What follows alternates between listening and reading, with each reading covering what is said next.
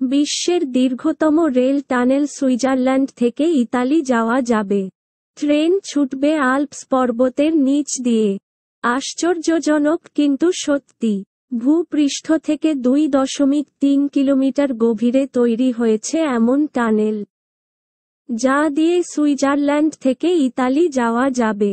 মূলত, এই রেল সুড়ঙ্গটি তৈরি করতে সময় লেগেছে 17 বছর। টানেলটির নাম গথার্ড বেজ টানেল।